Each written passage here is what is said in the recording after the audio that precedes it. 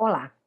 Bom, agora eu quero falar para você um pouco da relação da bioética, enfermagem e a dor.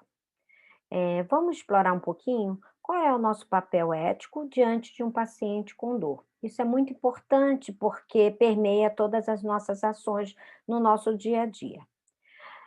Gostaria de lembrar aqui que ética, só para dar um pequena, lembrada, um pequeno refresco, que a ética é um conjunto de valores morais e princípios que norteia a conduta humana na sociedade. A ética permite que haja um equilíbrio e um bom funcionamento social, possibilitando que ninguém saia prejudicado. Sendo assim, embora não possa ser confundida com as leis, está muito relacionada com o sentimento de justiça social. Então, ética envolve respeito, igualdade, valores e direitos. Então, veja, isso é muito importante porque todas as nossas ações no dia a dia, dentro da área da saúde, é permeada ah, por um, por um código de ética, ok? E a bioética? A bioética é entendida como a ética da vida. É a ciência que tem como objetivo indicar os limites e as finalidades das intervenções do homem sobre a vida. Ela ainda identifica os valores de referência racionalmente proponíveis e denuncia os riscos das possíveis aplicações. Lembrando que o nosso código de ética é que deve realmente nortear as nossas ações. E quando a gente fala em relação ao código de ética de enfermagem e das responsabilidades que nós temos diante do nosso paciente com dor, nós percebemos que o que nós podemos trazer para nosso dia a dia? Que toda dor ela deve ser avaliada e quando o foco do tratamento está na dor crônica, que compromete a integridade física e ou emocional, gerando prejuízos biopsicossociais, que afeta diretamente a saúde humana e se torna a própria doença, esforços devem ser feitos com o objetivo de alcançar o melhor resultado, já que o alívio adequado é um direito humano e uma questão moral. Ademais, tratar indignamente a dor é uma violação à Declaração Universal dos Direitos Humanos e à Constituição Federal Brasileira. Hoje, nós sabemos que paciente sentir dor, você está realmente expondo ele a uma tortura. E ter a sua dor aliviada, já que temos hoje várias ferramentas para alívio, é uma responsabilidade dos profissionais de enfermagem, porque ter a dor controlada é um direito humano.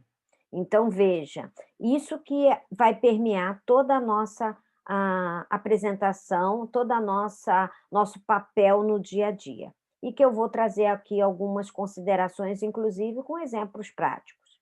Então, sendo assim, o alívio da experiência dolorosa permeia a estrutura moral e os princípios éticos que hoje originaram esses dispositivos legais e guarda profunda relação com a bioética, como já foi falado, cujo foco reside o quê? Nas questões éticas referente à vida humana e, portanto, à saúde, utilizando-se do principialismo, ou seja, os princípios da beneficência,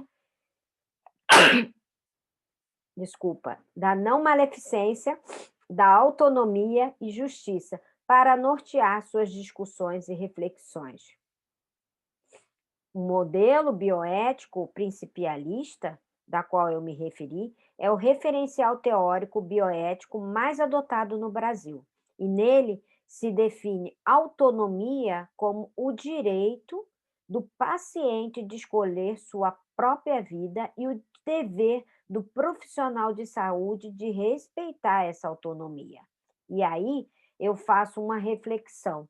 No seu dia a dia, você costuma nortear as suas ações a sua postura, o seu comportamento profissional e suas intervenções baseado em modelo bioético? Fica aqui minha reflexão.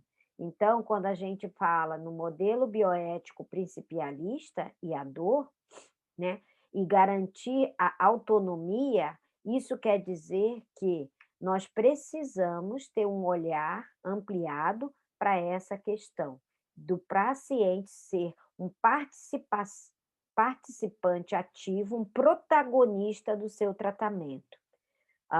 Oferecendo, obviamente, para isso informações suficientes para que ele possa, né, definir e para que ele possa escolher sobre a sua própria vida, ou seja, em relação à sua dor. A beneficência é um princípio que toda ação médica deve promover, o bem, a participação do outro, requerendo um equilíbrio entre os benefícios e os possíveis prejuízos de uma determinada ação. Ainda temos a não maleficência. A não maleficência como o dever do profissional em não causar dano ou algum mal ao paciente. Ah, e mais adiante eu vou trazer alguns exemplos. No que se refere à dor, não tratar um paciente, né? Ou seja, não promover uma analgesia, você está infringindo o princípio da beneficência, onde você tem causando com a não administração da analgesia um prejuízo ao paciente. A não maleficência é quando você tem o dever de quê? Eu tenho o dever de orientar o paciente, né? Que este procedimento para alívio da dor, né, realmente tem os seus benefícios e os seus prejuízos, para que eu não possa expor ele a um risco desnecessário. Quando eu falo de justiça, que é um outro princípio, é o dever de distribuir recursos de saúde de maneira equânime. Então, quer dizer o quê? Que para aquele paciente com dor, é importante que ele tenha um acesso aos medicamentos que possam controlar a sua dor, para que os serviços de saúde, as políticas de saúde possam proporcionar para ele o acesso a esse tratamento, não só farmacológico, mas também como não farmacológico. Enfim, quando um profissional de saúde promove o alívio da dor, cumpre-se o princípio da beneficência. Por outro lado, se não a trata, ele contribui para o aparecimento do quê? De danos físicos, impactos psicológicos, ferindo assim o princípio da não maleficência. Semelhantemente, nos casos em que a queixa de dor é ignorada ou um atendimento a um pedido de alívio é recusado, contraria-se a autonomia do paciente e a autodeterminação dos cuidados à saúde. Entre todos esses princípios, a justiça constitui-se em maior desafio no tratamento da dor, uma vez que ainda não há acesso, né? Que ainda há acesso desigual. Não há acesso igual aos serviços de saúde e tratamento disponíveis pelas desigualdades socioeconômicas aqui no Brasil, principalmente. E aí a gente tem os nossos grandes desafios no dia a dia. Dor e autonomia. A autonomia ela é considerada o princípio primordial de um dilema ético. Vamos explorar um pouquinho mais. Os estudos vêm realizando, vêm mostrando que, nesse especialmente, em 2009, mostrou que 88,9% praticamente dos enfermeiros acreditavam que o profissional, o paciente e a família deveriam participar do processo de tomada de decisão e serem informados quanto ao direito à autonomia. Veja que nem sempre isso é visto na prática. Será que nós compartilhamos com o paciente decisões importantes? Será que nós educamos ele e informamos, utilizamos de ferramenta como, por exemplo, o termo de consentimento, muito falado em relação a isso, em alguns outros momentos aqui do nosso curso? Será que isso é realmente factível na prática clínica? Veja, a beneficência visa o quê? Utilizar os recursos necessários para o alívio da dor. No entanto, é necessário que o sujeito concorde com a proposta que lhe está sendo apresentada. Então, todas as ações hoje, em muitas instituições, permeiam o quê? A educação de paciente. E esse princípio que eu estou aqui trazendo em relação à dor é fundamental. Muito das vezes nós percebemos nas rotinas e no dia a dia, muitos profissionais desvalorizando a queixa de dor do paciente, muitas vezes até negligenciando um cuidado. Veja o quanto isso é importante, como a gente, muitas vezes, sem perceber, estamos infringindo o nosso código de ética. Aqui, em relação a um estudo, né, que aí eu trago evidências, né, científicas sobre esses princípios, aqui eu tenho 2 estudos que abordaram a beneficência no cuidado à dor do recém-nascido. Realizar ações que proporcionam conforto ao recém-nascido e reduz os agentes estressores que pode causar dor ou potencializar são formas de praticar a beneficência. O exemplo disso é o que a gente faz na enfermagem muito comumente nessa área, que é a sucção não nutritiva. No entanto, em um dos estudos também foi relatado que, por esquecimento e desvalorização dessas estratégias, alguns profissionais são negligentes e não proporcionam esse conforto ao recém-nascido, antes, durante e após uma experiência dolorosa. Veja, temos conhecimento, embasamento científico, respaldo legal e muitas vezes não realizamos. Então, é muito importante a gente ser comprometido àquilo que nós nos propusemos a fazer. Independente ou não de infringir um código de ética, nós estamos também expondo, nesse caso, o recém-nascido a um prejuízo que pode impactar pelo resto da sua vida. E isso é dignidade. Outros Em relação a outros estudos quanto à dor e não maleficência. A dor não tratada pode gerar comorbidades, ok? Vocês vão ver isso muito fortemente aqui no curso, você vai perceber, como a depressão, insônia e ansiedade, além de extremamente capacitante. Portanto, ignorar a dor é fazer mal. A partir do momento em que o paciente me chama e fala que está com muita dor e eu desconsidero essa dor, ou não tome nenhuma medida para aliviá-la, seja ela farmacológica ou não farmacológica, que nós temos inúmeras, eu estou fazendo mal. Eu estou realmente praticando a maleficência ao meu paciente. Dados os benefícios da dose terapêutica de morfina, por exemplo, em dores agudas e crônicas, respeitando os níveis de intensidade da escada analgésica da OMS, o profissional deve ter conhecimento suficiente para propor a ele ou aos seus responsáveis o melhor alívio da dor com menor risco de efeitos adversos. Então, ao momento em que eu infundo um medicamento na dose certa, no horário certo, na velocidade certa, o medicamento certo, eu estou praticando o princípio da não maleficência, porque eu estou garantindo ao paciente a segurança no meu procedimento. E hoje, segurança do paciente envolve várias ações dentro de um ambiente, seja ele ambulatorial ou hospitalar, de diversos profissionais da equipe multidisciplinar. Dor e justiça. Os artigos aqui mostram que há falta de justiça na ausência de acesso igualitário ao tratamento da dor, como já foi citado. Infelizmente, isso é uma realidade muito comum no Brasil. E mesmo dentro do Brasil, temos diversas realidades de desigualdades diferenciadas em relação ao acesso à medicação. A justiça tem sido negligenciada quando aqueles que têm condições de procurar os grandes centros de dor recebem o seu adequado tratamento, já que para outros, menos favorecidos, esse acesso é negado. Isso é muito comum, infelizmente. Os profissionais de saúde devem estar atentos a essa esfera da justiça no tratamento da dor, olhando fundamentalmente para grupos mais vulneráveis, como crianças e idosos. No momento em que nós tivermos a noção e a responsabilidade política de saúde para que possamos oferecer tudo que muitas vezes pacientes que têm serviços de saúde pago e oferecido àqueles que utilizam do serviço público, sim, nós teremos justiça e igualdade social. Em relação à dor, infelizmente, isso também não é igualitário.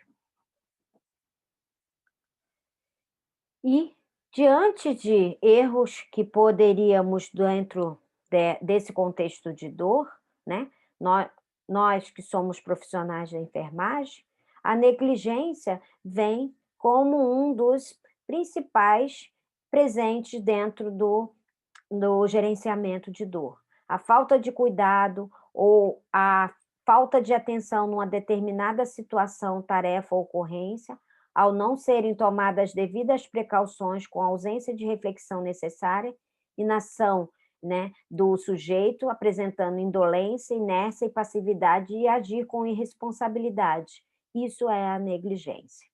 Então, já citamos aqui vários, né, cuidados que deixamos de oferecer aos nossos pacientes, embora saibamos, negligenciando assim o cuidado e o alívio da dor. A imprudência na enfermagem envolve o ato de agir perigosamente, com falta de moderação ou preocupação, consiste na violação das regras ou leis, um comportamento de precipitação e sem cautela, falta de cuidado, imprevidência acerca dos riscos e mal ao paciente que deveriam ser previstos. Na hora em que eu administro, né? Na hora em que eu não realizo um cuidado de horário, para o alívio da dor desse paciente, eu estou sendo imprudente com as minhas ações, na minha atuação. E a imperícia é agir com falta de competência ou habilidade técnica, ou conhecimento teórico fundamental e básico da profissão, inaptidão específica para a realização de determinada atividade técnica ou científica. É eu querer fazer um cuidado da qual eu não tive o preparo, eu não tenho uma certificação, eu não tenho habilidade e competência para tal. Veja, ainda assim, podemos sim expor o nosso paciente a situações iatrogênicas, que são qualquer erro ocorrido com o paciente submetido a um procedimento, como uma sondagem, uma intubação, até uma administração de medicamento, realizado por qualquer pessoa. Nos Estados Unidos, acredita que seja a principal responsável e a terceira causa de óbito na população idosa, a iatrogenia. Embora eu esteja proporcionando o alívio da dor, por algum motivo, por algum erro no meu processo, eu estou sendo iatrogênica quando eu não respeito, né, alguma etapa e assim eu exponho o meu paciente. Bom, enfim, sentimos que mesmo, né, diante de vários contextos no que tange o gerenciamento da dor, mais de 50% das atuais práticas seguras passa pelo cuidar da enfermagem. Então, nós temos uma responsabilidade muito grande, porque nós estamos envolvidos com a segurança e a qualidade do cuidado, nós proporcionamos a aceleração da recuperação do paciente, reduzimos uma ou mais complicações, falhas e eventos adversos quando agimos com uma ética. Reduzimos o tempo de internação e custo hospitalar, a organização e a equipe de trabalho. E ainda assim, o que é mais importante de tudo, a satisfação dos pacientes e seus familiares quando agimos com segurança e com responsabilidade e ética profissional. Só para lembrar e refletir que a essência da profissão de enfermagem é o cuidado para com o ser humano individualmente, na família ou na comunidade. Ao desenvolvermos atividades de promoção, recuperação e reabilitação da saúde e prevenção da doença, assim como atuar em equipes e responsabilizar-se pelo acolhimento, conforto e bem-estar do indivíduo é fundamental. O enfermeiro ele deve ter a preocupação de aprimorar as relações interpessoais, contribuindo com a bioética, entendendo o ser humano como um ser integral e dando atenção às suas necessidades. Em relação à dor, o papel do profissional é extremamente importante para que para que nós possamos advogar pelo nosso paciente e assim promovermos um melhor alívio da dor dele e tornar isso algo, uma experiência que possa proporcionar um bem-estar biopsíquico socioespiritual. Então, eu gostaria aqui que muito dessa pequena apresentação e dessa aula pudesse reportar a vocês, remeter a uma reflexão, para que a gente realmente possa cada vez mais apenas não ter conhecimento, mas termos a seriedade, a responsabilidade e garantir a dignidade humana nos pacientes que tanto sofrem com dor. Muito obrigada e espero que, a gente possa discutir um pouco melhor no nosso encontro, através do Zoom. Muito obrigada.